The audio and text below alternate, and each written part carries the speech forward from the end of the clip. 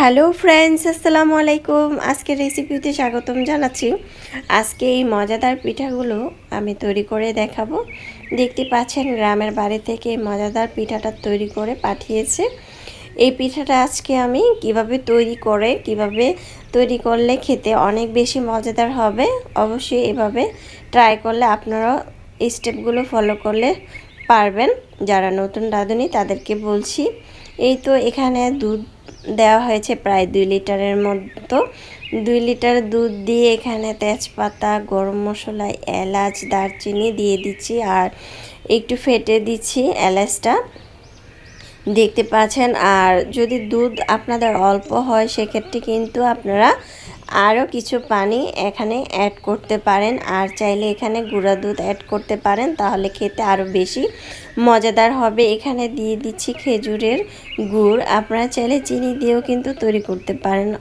খেজুরের গুড় দিয়ে তৈরি করলে খেতে কিন্তু অনেক বেশি মজাদার হয়।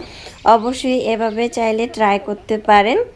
এখানে পরিমাণ মতো মিষ্টিটা দিয়েছি, আপনাদের স্বাদ অনুযায়ী আপনারা মিষ্টিটা দিবেন। এখানে দিয়ে দিচ্ছি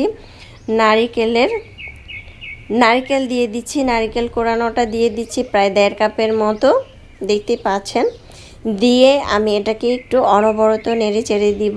আর যতক্ষণ এটা জাল করবেন ততক্ষণ কিন্তু এটা নেড়ে চেড়েই দিতে হবে, না হলে কিন্তু নিচে দিয়ে পুড়ে যাবে। দেখতে পাচ্ছেন আমি কিন্তু অনবরত নেড়ে চেড়ে যাচ্ছি। তারপরে এই দেখুন একদম জাল করতে করতে এরকম ঘন হয়ে যাবে। দেখতে পাচ্ছেন কতটা অসাধারণভাবে এটা বলক চলে আসছে। এভাবে ট্রাই করতে পারেন যারা নতুন রাঁধুনি তাদেরকে বলছি। এই পিঠাটা খেতে কিন্তু অনেক বেশি মজাদার হয়েছিল। আর যারা মিষ্টির মধ্যে লবণটা খান না তারা স্কিপ করতে পারেন। আমি এখানে সামান্য একটু পরিমাণ লবণ দিয়েছি। তারপরে যখন এটা ঘন হয়ে আসলো দুধটা, তখন আমি এখানে দিয়ে দিলাম সেই পিঠাগুলো হালকা এটা রোদে দেওয়া হয়েছিল, তাই দুধের পরিমাণ অথবা পানির পরিমাণটা একটু বেশি দিতে হবে, তাই দিয়ে দিলাম। দেখতে পাচ্ছেন সুন্দরভাবে কিন্তু সবগুলো দিয়ে দিচ্ছি। সবগুলো দিয়ে তারপরে রান্না করে নিলাম। আর আমি কিন্তু অনবরত এটাকে নেড়ে চেড়ে দিচ্ছি, না হলে দলা পেকে যাবে। আর অনবরত নেড়ে চেড়ে দিলে কিন্তু এটা একদম ঝরঝরা থাকবে, আর খেতেও কিন্তু অনেক বেশি মজাদার হবে। চাইলে প্রায় 1 থেকে 2 মিনিটের মতো ঢাকনা দিয়ে ঢেকে রেখে দিতে পারেন। দেখতে পাচ্ছেন কতটা ঝরঝরা এটা।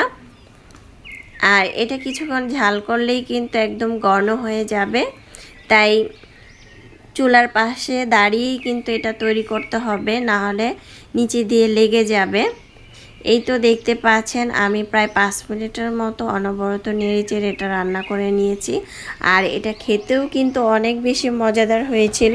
এখন আমি একটি বাটি অথবা এরকম পাতিল নিয়েছি, এটার মধ্যে সবগুলো ঢেলে নিব। এটা ঠান্ডা হলে কিন্তু আরও ঘন হয়ে যাবে।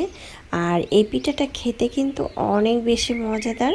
চাইলে কিন্তু এভাবে ট্রাই করতে পারেন। এটা কিন্তু কিনতেও পাওয়া যায়। এই পিঠাটা খেতেও অনেক বেশি মজার, দেখতেও সুন্দর হয়েছে। আশা করছি রেসিপিটি আপনাদের ভালো লেগেছে।